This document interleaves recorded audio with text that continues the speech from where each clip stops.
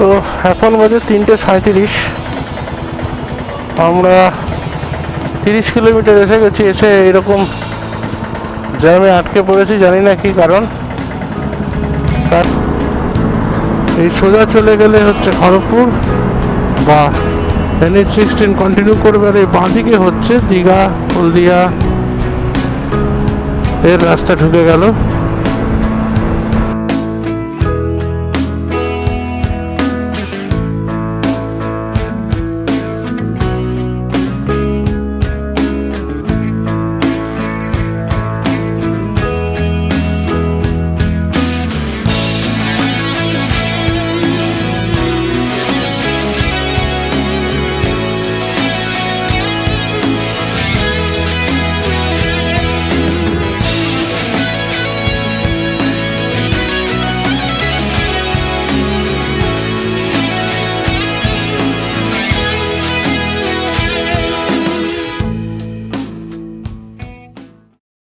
Good afternoon বন্ধুরা।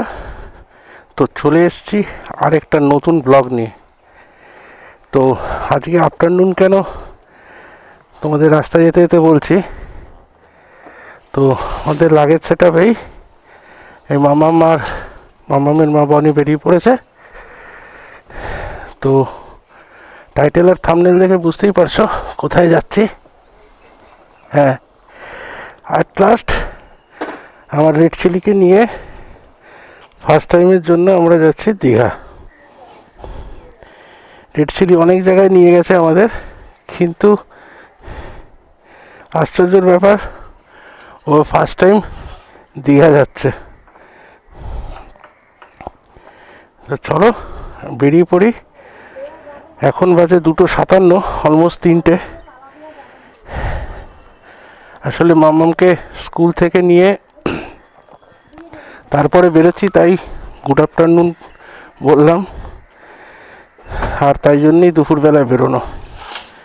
তো চলো তোমাদের সাথে দেখা হচ্ছে রাস্তায়। তো আমরা বালি ব্রিজের কাছে চলে এসেছি। তোমরা ভালো করে যেন ঘুরে আসতে পারি। তো 3টের সময় বেরোলাম। আমার এস্টিমেটেড টাইম এই 6:30 থেকে 7টার মধ্যে ঢুকে যাব, যদি সব কিছু ঠিকঠাক থাকে, রাস্তার যানজট বেশি না হয়।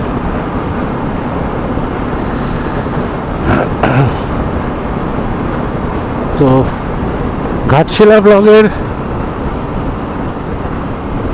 এন্ডে বলেছিলাম যে এই ব্লগ শেষ হতে হতে আরেকটা ট্রিপ আসছে, সারপ্রাইজ ছিল। তো এটাই হচ্ছে সেই সারপ্রাইজ ট্রিপ। তো একটু আগে যেটা বলছিলাম সারপ্রাইজ ট্রিপের কথা, তো আসলে সারপ্রাইজ এই জন্যেই, তার কারণ রেড চিলিকে কেনার পর থেকে 2 বছর ধরে মাঝে মাঝেই ট্রাই করছি দীঘা যাব বলে। রেড চিলি দার্জিলিং চলে গেছে, পুরী চলে গেছে, আরও অনেক জায়গায় চলে গেছে। ওকে নিয়ে একবারও বাঙালির দীপুদার মানে দীঘাতে যাওয়া হয়নি। প্লাস নতুন জগন্নাথ মূর্তি, এই জগন্নাথের যে মন্দির করা হয়েছে সেটাও দেখতে যাওয়া হয়নি। তো একসাথে দুটোই হয়ে যাবে, বাট কিছুতেই টাইমিং করে উঠতে পারছিলাম না। অন্য ট্রিপ হয়ে যাচ্ছে, কিন্তু দীঘার যাওয়া যাচ্ছিল না। তো তাই এইবার একটু টাইম করতে পেরেছি, তাই রেড চিলি, দীঘা ভ্রমণ আর আমাদের জগন্নাথ মন্দির দর্শন, এই দুটোই তোমাদের সারপ্রাইজ হিসেবে জানিয়েছিলাম। তো চলো, দীঘা অনেকবার গেছি, অনেকেই গেছে, আমিও গেছি, আবার নতুন করে একবার দীঘা ঘুরে আসি। দেখতে থাকো। আশা করি তোমাদেরও ভালো লাগবে। আর ঘাটশিলার ব্লগে অনেকেই অনেক কমেন্ট করেছো, জানতে চেয়েছো, দেখেছো।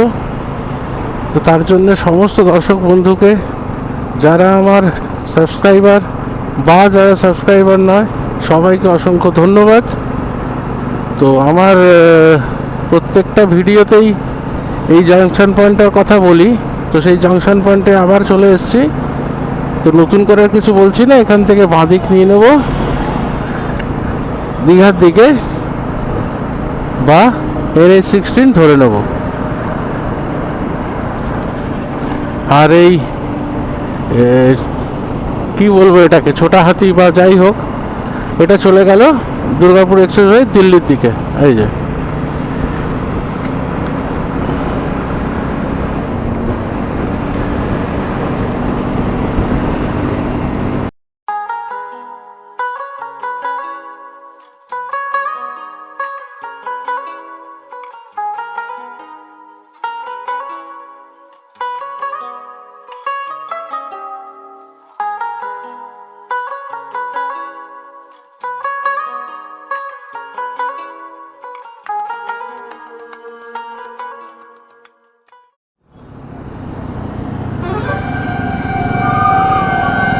তো অ্যাজ ইউজুয়াল আমরা দিনের প্রথম টোল ধুলাগড় টোল ক্রস করছি। আজকে রাস্তায় খুব ট্রাফিক, লরি ছেড়েছে বলে কিনা জানি না, আজকে রাস্তায় খুব ট্রাফিক। তো এখন বাজে 3:37, আমরা 30 কিলোমিটার এসে গেছি। এসে এরকম জ্যামে আটকে পড়েছি, জানি না কি কারণ। প্রায় 5 মিনিট ধরে দাঁড়িয়ে আছি জ্যামে। তো গাড়ি তো নড়ছেও না, চড়ছেও না, এই বোধহয় একটুখানি নড়ছে, কি হয়েছে জানি না।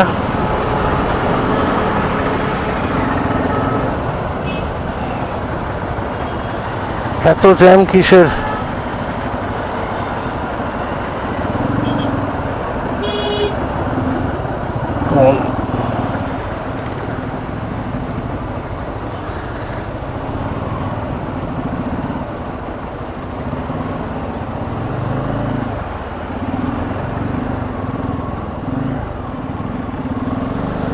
কিছুই না, সিগন্যাল পড়ে আছে, সিগন্যাল ছাড়ছে না কেন ভগবান জানে।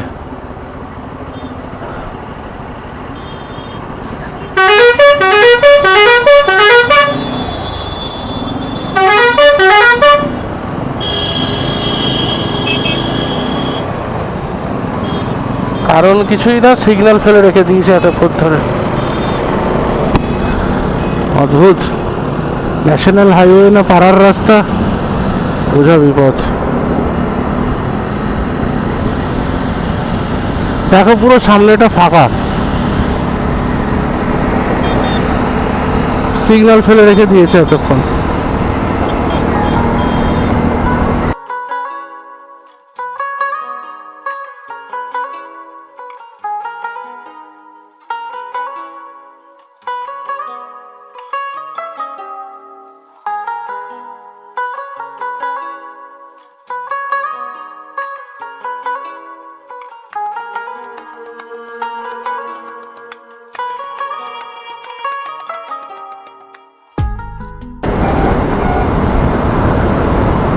তো আমরা সেই বিখ্যাত কোলাঘাট ব্রিজ উঠে গেলাম। অনেকবার দেখেছি আগে, আর অনেকের ভিডিওতে তোমরাও দেখেছো, তাও এই ব্রিজটা সত্যি নস্টালজিক, তাই দেখাবো না করেও দেখাতে ইচ্ছে করে।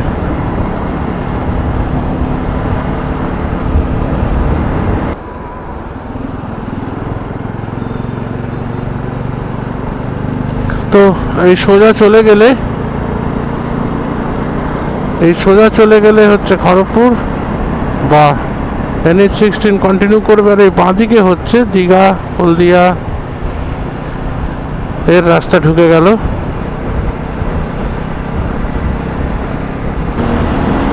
তো বলে রাখি এখন বাজে 4:13। আমরা 66 কিলোমিটার চলে এসেছি। 3টেতে বেরিয়েছিলাম, তো ভালোই জ্যাম পেয়েছি। তো যাই হোক, টাইমিং ঠিকঠাকই আছে। তো ডান দিকে একটা সুন্দর সানসেট হচ্ছে আস্তে আস্তে। তো দেখি আমরা আলো থাকতে থাকতে কতটা ঢুকতে পারি, তারা নেই কোনো।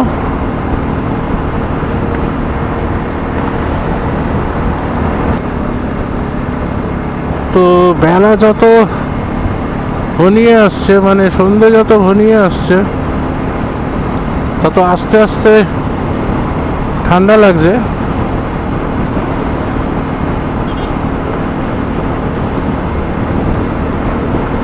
জানি না দীঘায় কিরকম ঠান্ডা পাবো কি না। এই জাস্ট এই উইন্ডচিটারটা পরে রাইড করছি, এই উইন্ডচিটারটাই এনেছি, আর কিছু গরম আমি আনিনি।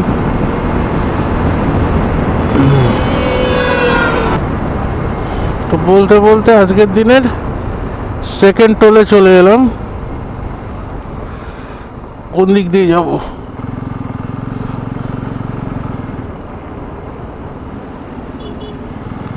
এটা কোলাঘাট হলদিয়া সেকশনের টোল। তো আমাদের টোল লাগবে না, অ্যাজ ইট ইজ আমরা লেফট সাইড দিয়ে চলে যাব, বেরিয়ে যাব।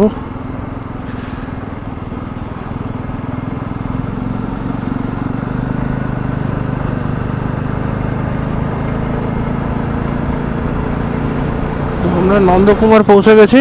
এই বাঁ দিকের রাস্তাটা চলে গেছে তমলুক, সোজা রাস্তাটা চলে গেছে, এই যে রাস্তাটা কন্টেনারটা যাচ্ছে, এটা যাচ্ছে হলদিয়া।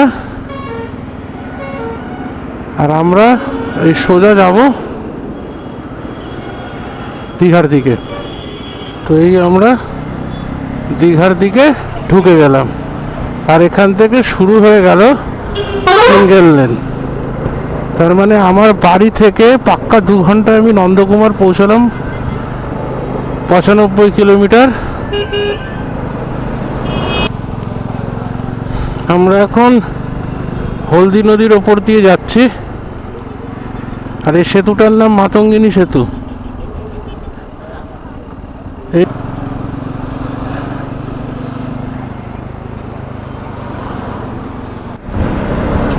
আমরা নন্দীগ্রাম ঢুকে গেছি। গ্রাম আর নেই, এত পুরো শহর, বড় বড় দোকান, বিল্ডিং। তো মোটামুটি সন্ধে হয়েই এসছে আর কি। তো আর এখান থেকে 74-73 কিলোমিটারই বাকি দীঘা দেখাচ্ছে।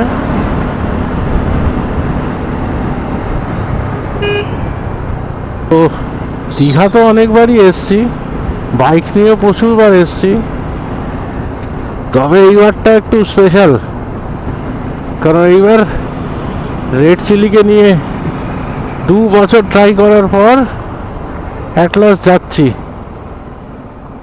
এই জন্যেই আমি খুব হ্যাপি।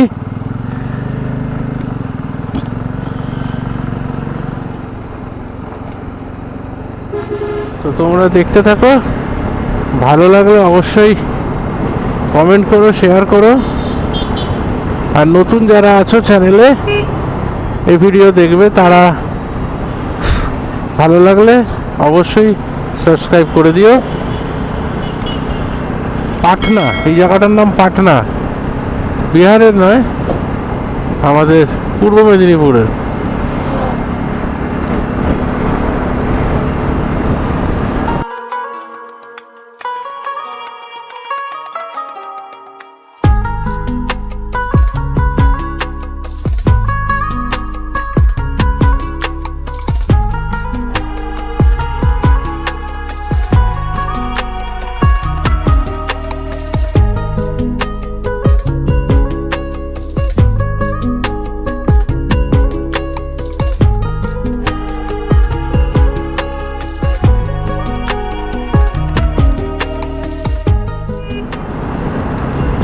এরপরে মনে হচ্ছে ফগ ল্যাম্পটা জ্বালাতে হবে, মানে এই রাস্তায় কোনো স্ট্রিট লাইট নেই। প্রচুর পোকা, দেখে যাও, মারলো দেখে যাও, অন্ধ করে দেবে একদম, কিচ্ছু দেখতে হবে না।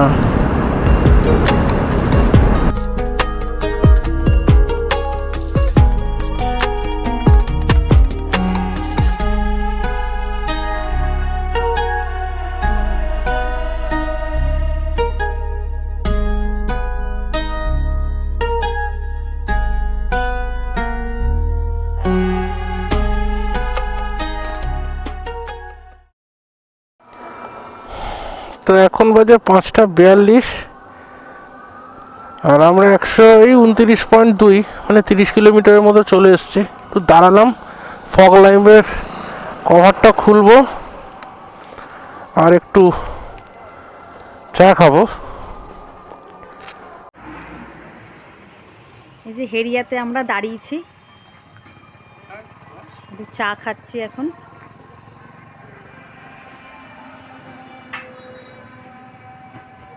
এই যে মাম্মাম আর মাম্মামের বাবা এখন কেক খেতে ব্যস্ত। একটু ফগ লাইটের কভারটা খুলতে হবে, নাহলে রাস্তার কিছু দেখতে হবে না, রাস্তার যে অবস্থা।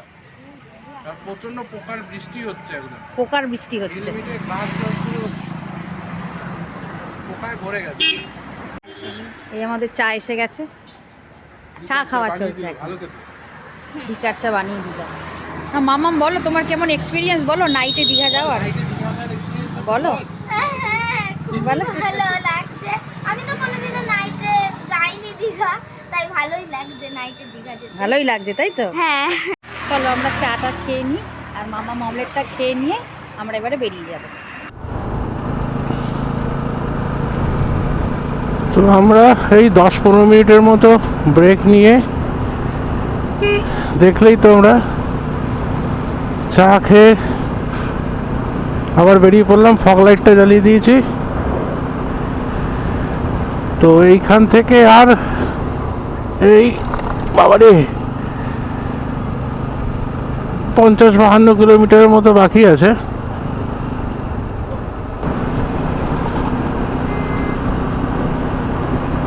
তো চলো, সঙ্গে থাকো, দেখতে থাকো আমাদের কলকাতা টু দীঘা সিরিজ। তো আমরা নাচিন্দা ঢুকে গেছি, এই যে নাচিন্দা।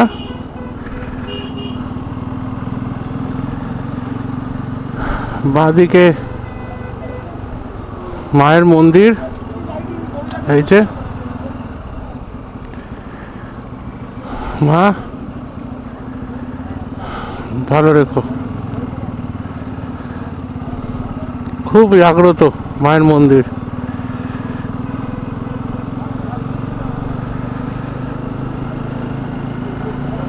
তো এখান থেকে এই 12-13 কিলোমিটার হবে কন্টাই, মানে কাথি।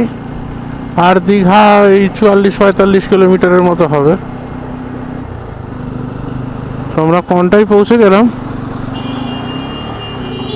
ডান দিক দিয়ে আমরা দীঘার ট্র্যাডিশনাল রাস্তা ধরে নিলাম।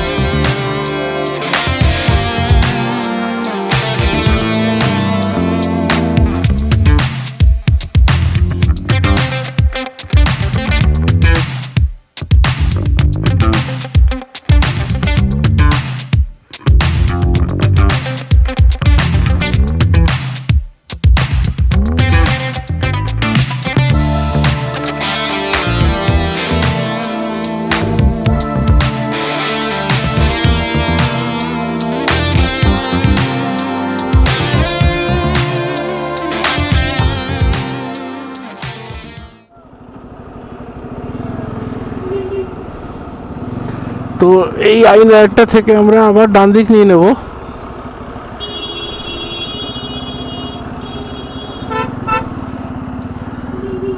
টেস্টি আড্ডা, কাজল ফুড প্লাজা,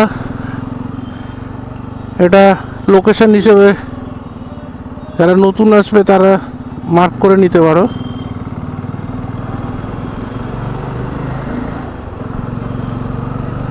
তো অ্যাট লাস্ট আমার রেড চিলি দীঘা এসে গেল। অনেক দিনের স্বপ্ন ছিল, আমার বড় স্বপ্ন নয়, ছোট স্বপ্ন, যে রেড চিলিকে একবার দীঘা ঘুরিয়ে আনবো। তো রেড চিলির দীঘা আসা হয়ে গেল, মানে রেড চিলির আমার সাথে দীপুদা কমপ্লিট। ও অ্যাচিভমেন্ট অ্যাচিভমেন্ট, বিশাল অ্যাচিভমেন্ট। রাস্তাটা এরকম করে দিয়েছে, রাস্তা তৈরি হচ্ছে বোধহয়। তো আমরা দীঘা ঢুকে গেলাম। বাঁ সাইডে সমুদ্র, যেটা এখন দেখা যাচ্ছে না, ওই বাবা সব রিসর্ট হোটেল দোকানের পেছনে ঢাকা পড়ে গেছে। আমার গোপ্রোর অ্যাকশন ক্যামেরার ব্যাটারিও লো, যখন তখন বন্ধ হয়ে যাবে।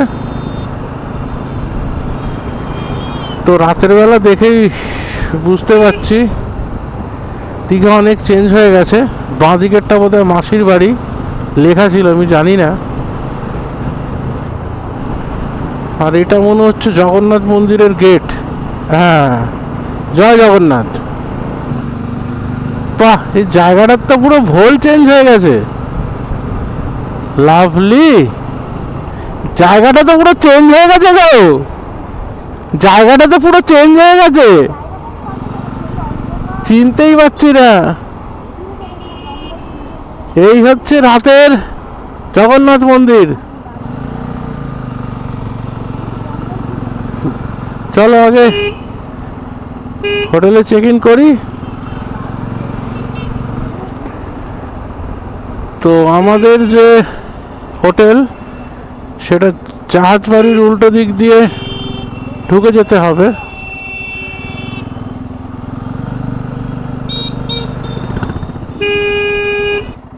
তো এই গলিটা ঢুকে গেলাম, এই উল্টো দিকে জাহাজ বাড়ি।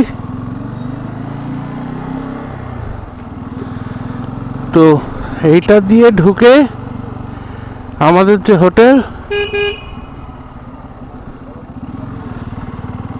আমাদের হোটেলের নাম হচ্ছে হোটেল এসটি অ্যাপেল।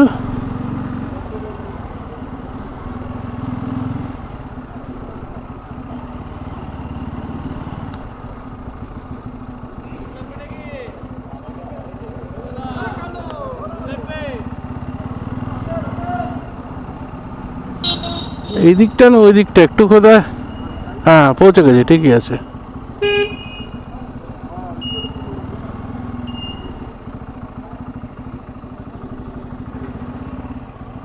তো আমরা পৌঁছে গেলাম 183.4, যেটা বলেছিলাম 7:36 বাজে। এই হচ্ছে আমাদের হোটেল। চলো চেক ইন করি, তারপর তোমাদের সাথে দেখা হচ্ছে। তো আমরা হোটেল এসটি অ্যাপেলে পৌঁছে গেছি। তো দেখলেই তো আমরা চেক ইন করে নিয়েছি। তো চলো তোমাদের রুমটা একটু দেখাই। আমাদের রুম হচ্ছে 508। এই আমরা রুমে এন্টার করে গেলাম, এই যে সব ফ্রেশ আপ হবে আর কি। তো রুমটা ঘেটে যাওয়ার আগে দেখিয়ে নিচ্ছি। একটা ওয়ার্ড্রপ দেওয়া আছে, টিভি আছে, এসি আছে, ফ্যান তো এগুলো তো আছে কম্পালসারি। একটা কিং সাইজ বেড আছে, 3 জন আরামসে শুতে পারবে। এখানে একটা আয়না দেওয়া আছে। আর সবচেয়ে স্পেশাল এই রুমটার যেটা, সেটা হচ্ছে এখানে একটা ব্যালকনি দেওয়া আছে। এই ব্যালকনিটা দিয়ে একটা ছোট্ট বারান্দা, যেটা দিয়ে বাইরের ভিউটা দেখা যাবে। তো এই যে বাঁ দিকের রাস্তাটা আছে, বাঁ দিকে একটা রাস্তা ঢুকে আছে, এটা দিয়েও মেরিন ড্রাইভ রোডটাতে ওঠা যায়, বা এই ডান দিকের রাস্তাটা দিয়েও যাওয়া যায়। আর ওই নিচে আমাদের রেড চিলি দাঁড়িয়ে আছে, ওই যে।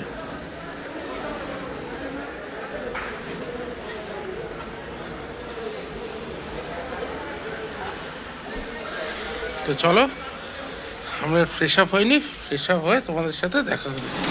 তো কেমন লাগলো তোমার রুমটা? হ্যাঁ বেশ ভালো, সবচেয়ে ভালো হচ্ছে এখান থেকে একদম পুরো রাস্তাটা দেখা হ্যাঁ, যাচ্ছে। রাস্তাটা দেখা যাচ্ছে। ব্যালকনিটা ভীষণ সুন্দর, রুমটা তো ভালোই। বেডটার যে সাইজ আছে, আরামসে 4 জন শুয়ে পড়তে পারবে। 4 জন না হলো 3 জন তো শুতেই পারবে, বাচ্চাদের কোনো অসুবিধা হবে না। তো মামাম এখন এখানে তার জ্যাকেট গোছাচ্ছে, প্রাণের জ্যাকেট। তো ভালো লেগেছে রুমটা? হ্যাঁ হ্যাঁ? হ্যাঁ, মনে হচ্ছে আমি যদি এটা আমার বাড়ি হতো। এই রে, কি অবস্থা, এই হচ্ছে এখনকার বাচ্চা। একটু সাজানো গোছানো ঘর দেখেছে, বলছে এটা যদি এখন আমাদের বাড়ি হতো। তো চলো, আমরা ফ্রেশ আপ হইনি, ফ্রেশ আপ হয়ে তারপরে ওদের সাথে দেখা হচ্ছে। তো তোমাদের টয়লেটটা একবার দেখিয়ে দিই। এটা বেসিন আছে, আয়না আছে, শাওয়ার আছে, গিজার আছে, ছোট কোমোট আছে, বাট ঠিকঠাক ডিসেন্ট, পরিষ্কার পরিচ্ছন্ন। তো ফ্রেশ আপ হয়ে একটু বাইরে বেরিয়েছিলাম, চা খেলাম, চা খেয়ে তারপরে একটু ইধার উধার ঘোরাঘুরি করলাম, করে ডিনার সেরে রুমে চলে এসেছি। তো সেই সকালবেলা ওঠা, তারপরে আবার রাতের বেলা ঠান্ডার মধ্যে, এখানে ভালো ঠান্ডা আছে। হ্যাঁ, আমরা ভাবি ঠান্ডা নেই, আমাদের কলকাতার যেরকম ঠান্ডা এখানে সেরকমই ঠান্ডা আছে। তো চলো, এবার একটু টায়ার্ড আছি, শুয়ে পড়ি। গুড নাইট, তোমাদের সাথে আবার কালকে দেখা হচ্ছে। Good morning from Digha. আজকে দীঘাতে আমাদের ফার্স্ট ডে। তো উঠে পড়েছি, রুমের ভেতরে 5 তলায় এই অবস্থায় গেটআপে দাঁড়িয়ে আছি। এত ঠান্ডা দীঘাতে পড়বে ভাবতে পারিনি। একটাই উইন্ডচিটার নিয়ে এসেছি, বলেইছি কালকে। তো মামাম উঠে পড়েছে, ওই যে মামাম ফোন দেখছে। কিরে, গুড মর্নিং কর সবাইকে। গুড মর্নিং ওর বেরোচ্ছে না, হুডি পরে ব্ল্যাঙ্কেটের তলায় ঢুকে আছে। জানি না 5 তলার রুম বলে কি না, বেশ ঠান্ডা লাগছে, বাইরে তো বেশ হাওয়া। বনিও ফ্রেশ হতে গেছে, তো আমরা ঠিক করেছি ফ্রেশ হয়ে বেরিয়ে একটু মন্দিরে যাব। তো দেখি মন্দিরে যাই, আমি তো এখানকার সিস্টেম জানি না, ভিডিও কত দূর করতে দেবে জানি না। যতটা করতে পারবো করতে দেবে, ততটা তোমাদেরও দেখাবো। তো চলো, লেট করছি না, ফ্রেশ হয়ে মন্দিরের দিকে যাই, তারপরে ওখানে তোমাদের সাথে আবার দেখা হচ্ছে। চলো, টাটা। তো আমরা 6 নম্বর গেট দিয়ে ঢুকেই, আমার পেছনে 6 নম্বর গেট, 6 নম্বর গেট দিয়ে ঢুকে দীঘার জগন্নাথ মন্দিরে প্রবেশ করে গেছি। এই পেছনে জগন্নাথ মন্দির। তো এখন মোটামুটি ফাঁকাই আছে, আর দীঘাতে ভালোই ঠান্ডা, খুব একটা গরমও লাগছে না। হ্যাঁ, হাঁটছি। তো এই সামনে মন্দির, এইখানে আগে পুরো বোধহয় ঝাউবন ছিল, তার কিছু নেই। চারিদিক পুরো ফাঁকা মাঠ, সুন্দরভাবে সাজিয়েছে। ওইদিকে একটা গেট, জানি না ওটা কি গেট বা কত নম্বর গেট। আমরা ঢুকেছি 6 নম্বর দিয়ে, এই যে। আর ওর বাইরে ওখানে যারা পুজো দেবে প্রসাদ নিতে পারবে, আর তার পাশে জুতো রাখার জায়গা, ওই নীল বিল্ডিংটা। আর তার পাশে পার্কিং আছে, 4 চাকা বাইক সবই রাখতে পারবে। এক্সপিরিয়েন্সটা বলো, চশমাটা পরে না, চোখটা তাকাতে পারছো না। হ্যাঁ, তোমার এক্সপিরিয়েন্সটা বলো। খুবই ভালো লাগছে, কিন্তু খুব রোদ রয়েছে, রোদ কিন্তু গায়ে লাগছে না, একদিকে গরম লাগছে, একদিকে শীত করছে বলে পালিয়ে গেল।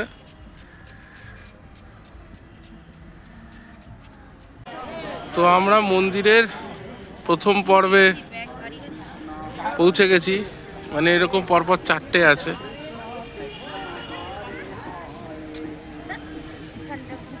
আর ওই দিকে রথগুলো রাখা আছে, ওই যে 3টে রথ, জগন্নাথ, বলরাম, সুভদ্রার রাখা আছে। এটা বলতে হবে না, এটা মনে হয় 5 নম্বর গেট মনে হয়, কেন ওটা 6 হলে, ওই দিকেরটা 6 হলে এটা মনে হয় 5 নম্বর গেট। তো এখান দিয়েও লোকেরা ঢুকছে।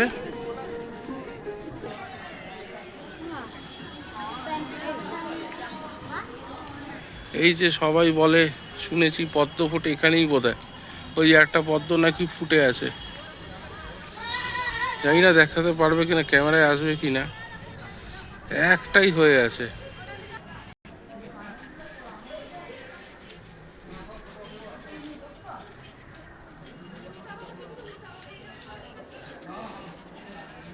তো আরেকটা মন্দিরের গর্ভগৃহ ক্রস করে আমরা বেরোলাম। ওর ভেতরে কৃষ্ণের সেই কালিয়া দমনের একখানা মূর্তি করে রাখা আছে, ভেতরটা তো তুলতে দিচ্ছে না, তাই দেখাতে পারলাম না। তো এখানে সবাই ফটো সেশন করছে প্রচুর, আমরাও করছি, কেন পুরীর মন্দিরে তো করতে দেয় না, এখানে করতে দিচ্ছে।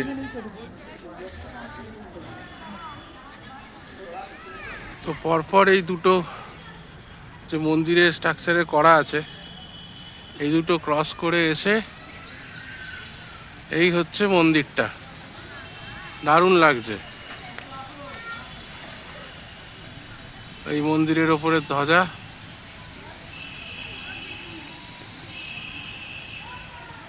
মাঝে মাঝে মনে হচ্ছে পুরী চলে এসেছি। আর এই হচ্ছে পুরো মন্দির চত্বরটা।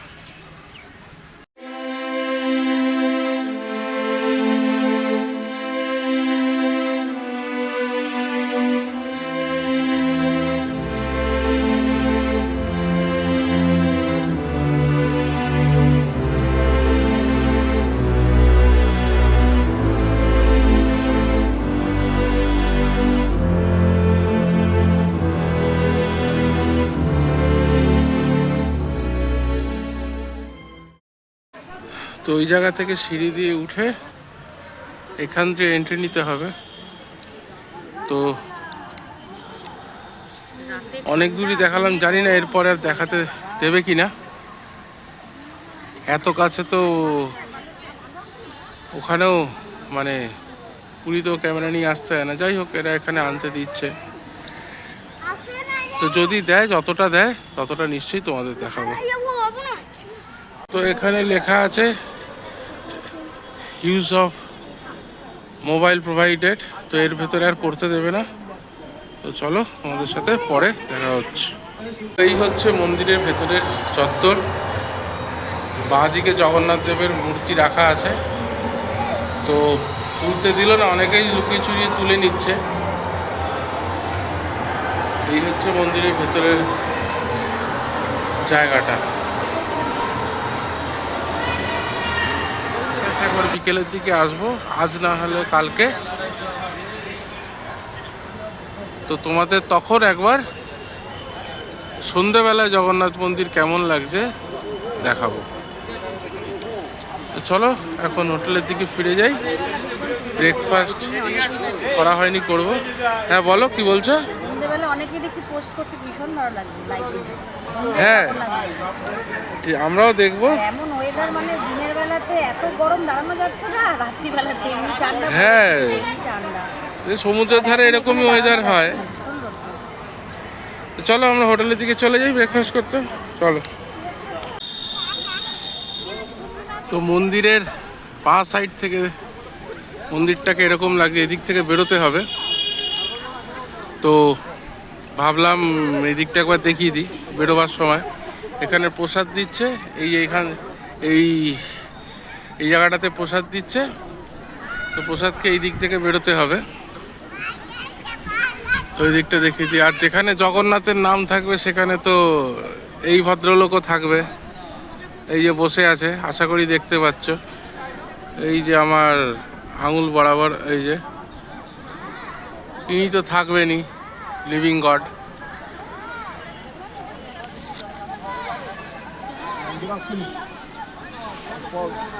তো চলো এবার বেরিয়ে যাই।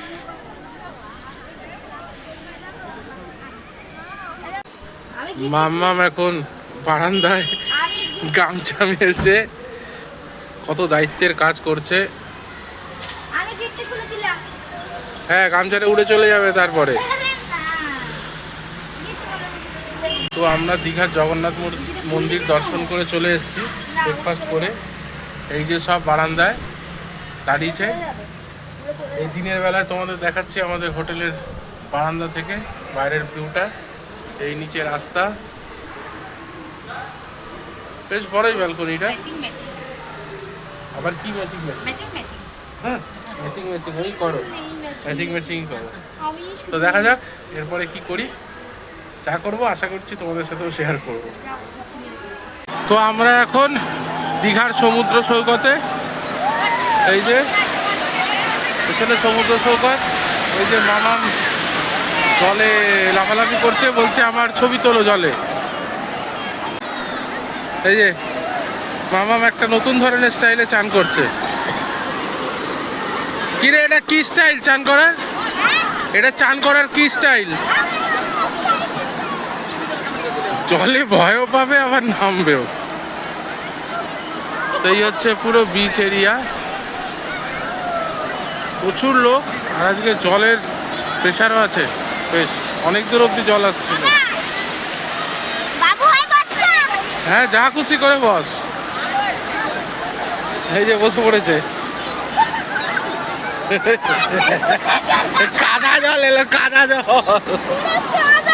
যা যা, একটু আগে গিয়ে বস, উঠে পালিয়ে আসবি, ঠান্ডা লেগে যাবে তারপরে।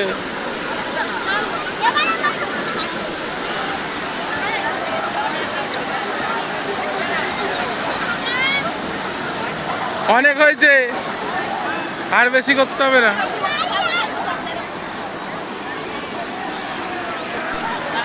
এখানে অনেকগুলো অ্যাক্টিভিটিস আছে বোটে, তার মধ্যে একটা লেটেস্ট দেখলাম ওই যে প্যারাশুট। মাঝ সমুদ্রে গিয়ে জাহাজ থেকে প্যারাশুট ওড়াচ্ছে, তাতে আছে, বেশ অনেকক্ষণ ধরেই করছে দেখছিলাম।